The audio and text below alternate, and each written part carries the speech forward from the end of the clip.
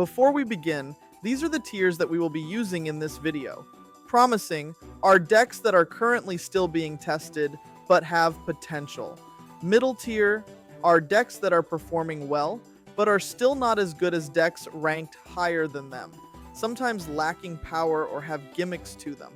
High tier, dependent on situational success but will overperform sometimes if you draw well. Top tier, these decks are consistent with what they are supposed to do and how they perform, usually requiring little risk. Using a list from Pokemon Zone, so I really appreciate the tier list that they created. Now, there is some inspiration in the ideas or what I talk about when it comes to these decks by also using Game 8. Both of those links are going to be in the description. You're more than welcome to check them out yourself. I've been Masters and Legends of Runeterra. I've gotten into Diamond and TFT. I'm a big fan of strategy games, and I'm going to give you my perspective on how some of these decks are going to be played and what you should be doing and how you should be thinking about them when you're playing these decks out. First deck is going to be MelMetal. So the reason that MelMetal is promising, or there's an idea behind it, is that you basically have a very strong card that is not an EX card that is also taking 20 reduced damage and can do up to 120. The hard part about this deck is that it's very late game heavy, so if your EX cards which scale up really quickly, you're gonna have a hard time with MelMetal. Just be aware, not entirely perfect, but there are some opportunities for how you can be playing this. We're gonna move on to mid-tier deck.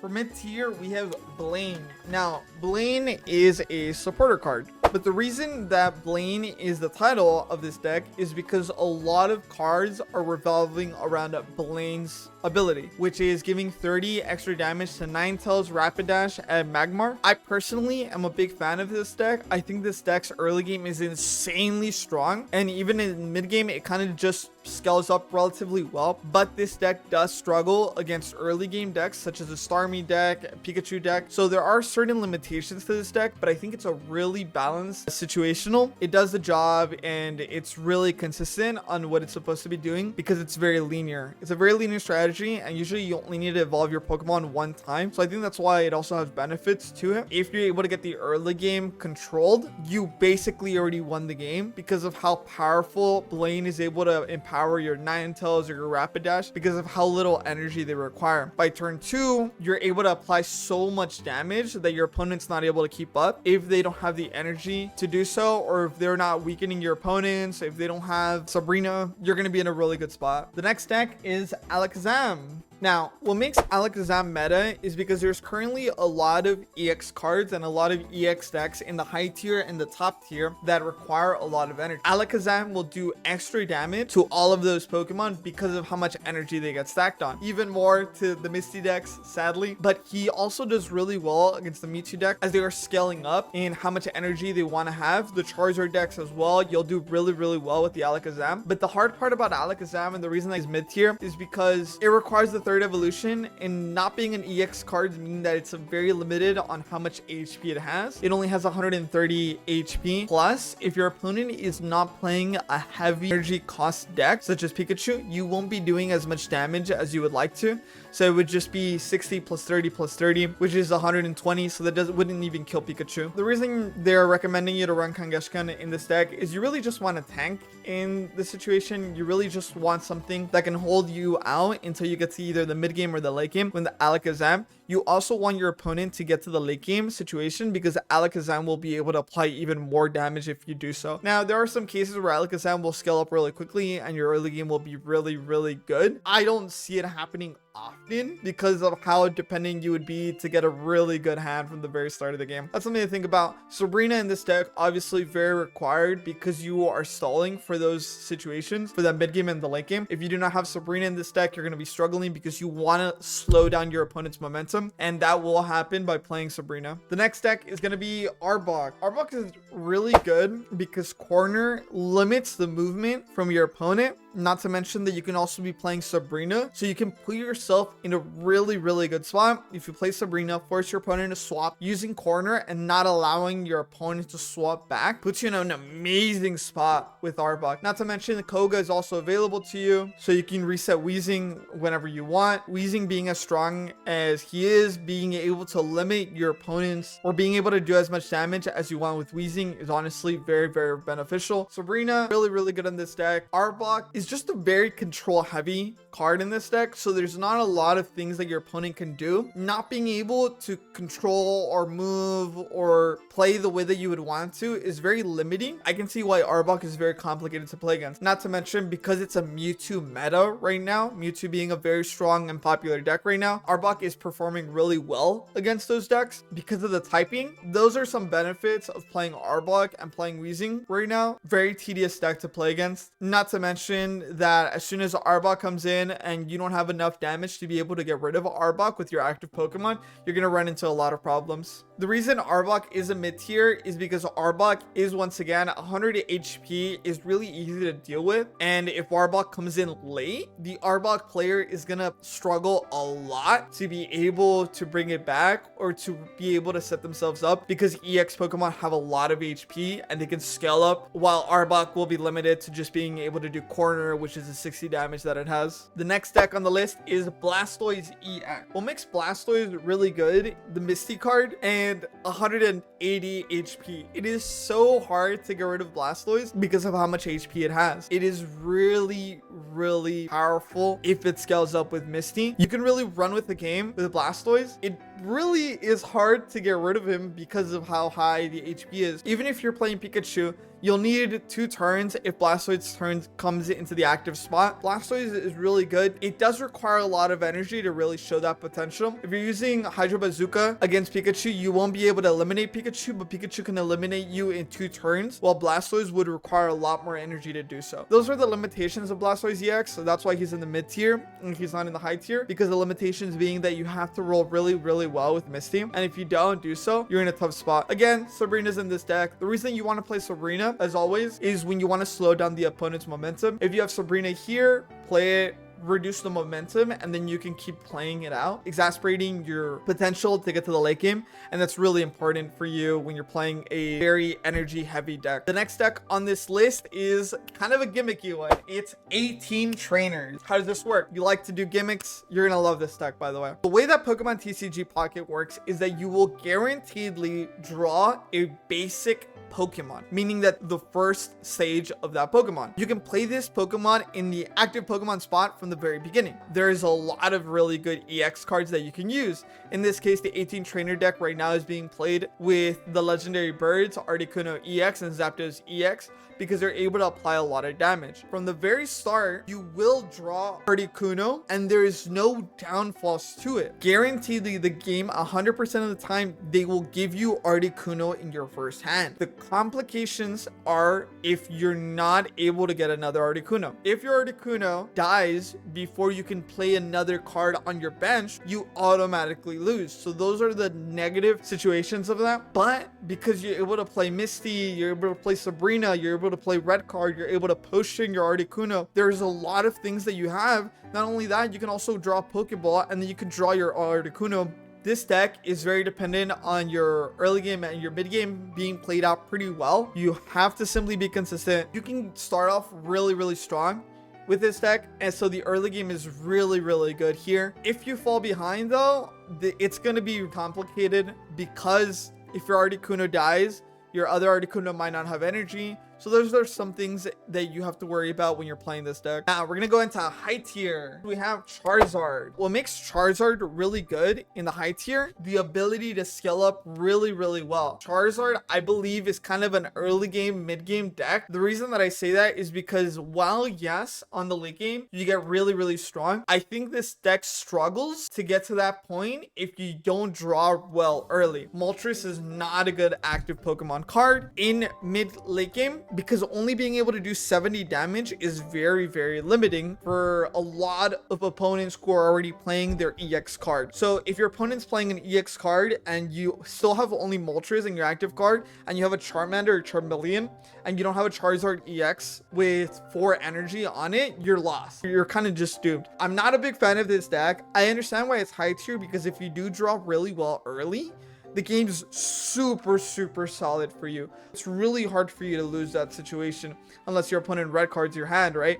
But This deck is a stalling deck for you to be able to get to the Charizard EX, or for you to be able to start off with the Moltres, because if you're able to do so, you are set. The game is done. It's really hard for your opponent to play against the fact that Charizard is doing Crimson Storm 200 damage, and it is really hard to deal with. Yes, Charizard will lose 2 energy from doing so if you get the perfect hand. The reason for these support cards is that you have red card, which you won't see in a lot of decks, but the reason Charizard likes to run this is because you're stalling the game as much as possible. Same thing with Sabrina. You're burning turns for your opponent. If you use red card with Charizard, you're trying to make sure that your opponent loses momentum. If your opponent can lose momentum, can lose turns on energy with Sabrina, you are in a better situation to possibly draw that Charizard and possibly have a really strong mid game.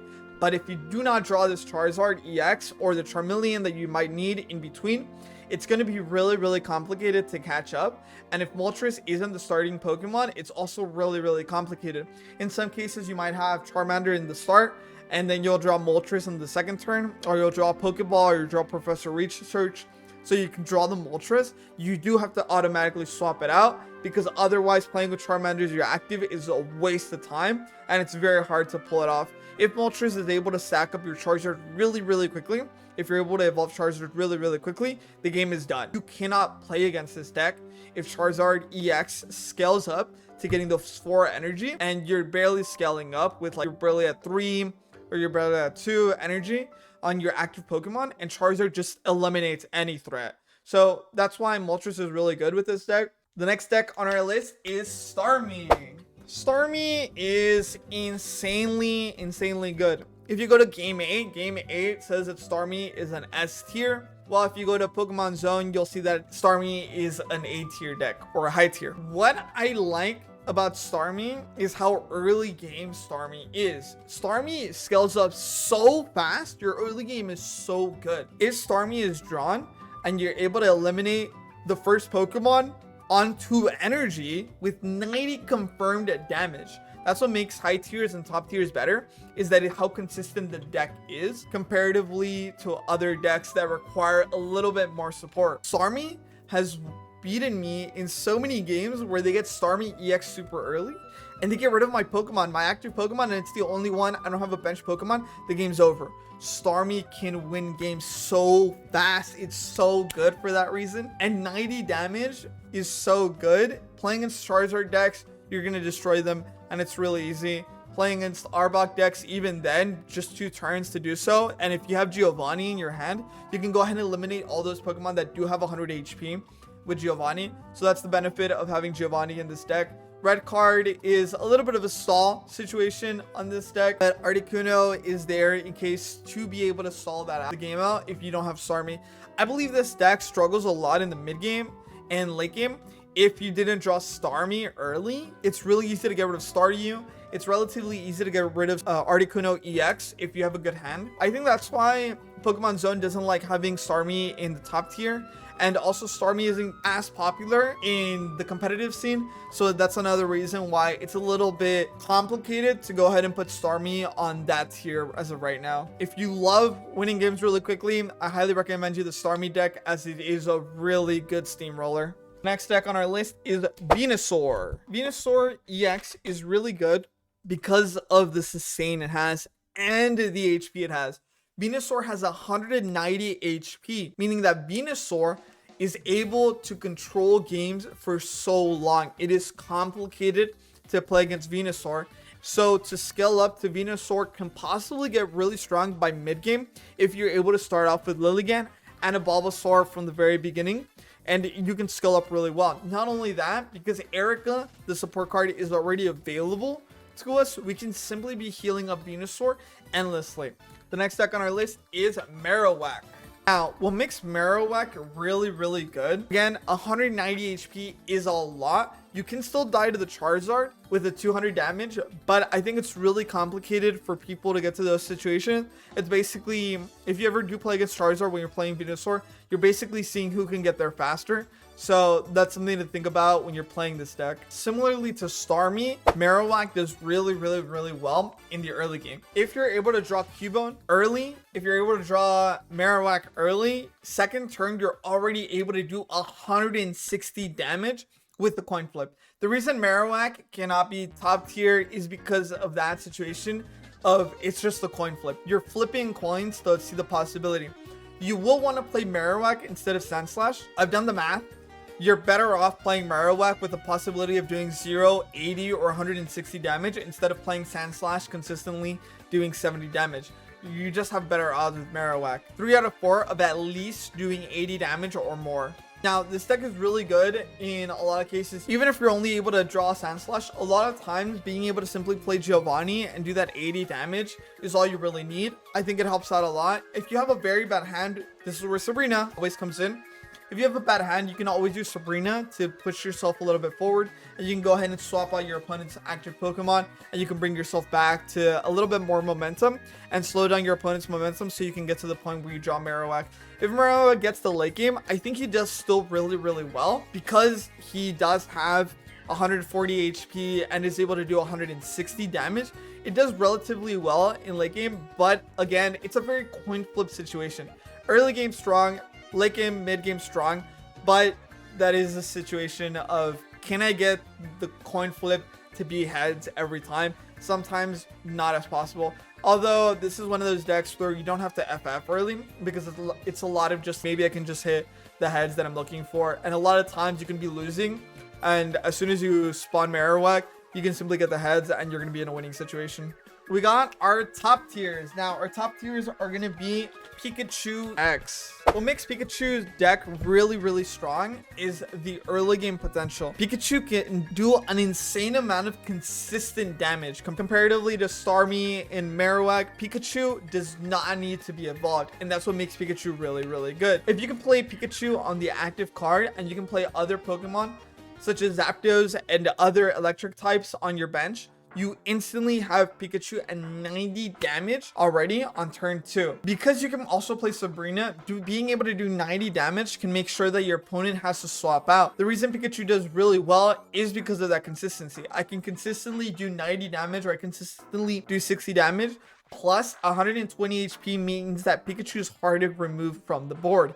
You cannot get rid of Pikachu easily. If Pikachu is able to have more Pokemon on the bench every single turn, you're going to run into a situation where it's going to be complicated. I don't see Jolteon in some of these decks, but I have seen some people play Jolteon with this deck, and it does relatively well. You don't want to play a lot of coin flip cards with this deck. It's supposed to be as linear as possible. Zapdos is already a coin flip when you're flipping 4 coins per damage. You can also play Raichu in this deck, and it allows you for a burst of damage since Pikachu only requires 2 energy. If you're scaling up or you're not sure if you can win the early game and you want to scale up to their mid game or late game, you can also make sure that your Raichu or your Zapdos is ready to get played right after Pikachu falls. Or if you don't want to swap out Pikachu and you want to do that damage, you want Pikachu to fall, and you can swap out with Zapdos, and then you can have a winning situation. The last Pokemon in our list is going to be Mewtwo.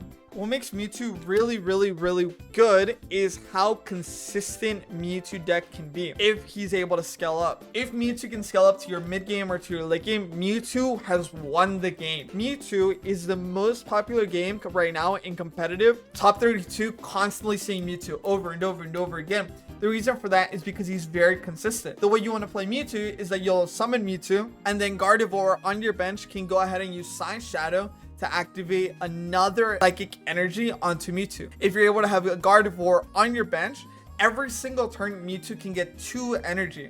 So Side Drive, even though it removes 2 energy from Mewtwo, can be scaled up again by simply going to the next turn. The next turn, you simply go ahead and put an energy on Mewtwo. You activate Gardevoir's ability, and you can go ahead and have 2 psychic again on Mewtwo. So every single turn after you have Gardevoir and Mewtwo EX in play is 2 energy and 150 damage every single turn, making Mewtwo EX nearly impossible to deal with. A lot of people will tend to concede because it's just too complicated to come back or crawl yourself back once Mewtwo and Gardevoir have been in play. That is it. That is your tier list. If you're very curious, I recommend you to go to Pokemon Zone. They have a lot more information on these decks. Game 8 is also really good, I think, They have a different tier list. Personally, I prefer the Pokemon Zone tier list a little bit more. Hopefully that deep dive on why certain decks are good was helpful. Which deck are you going to be playing online? Feel free to leave it in the comments. If you have a very good idea of what a deck can be, go ahead and leave it in the comments. I will try my best to make guides on specific decks, but right now I just wanted to show you guys the tier list, and hopefully you guys have more luck on your TCG games. Good luck and have fun.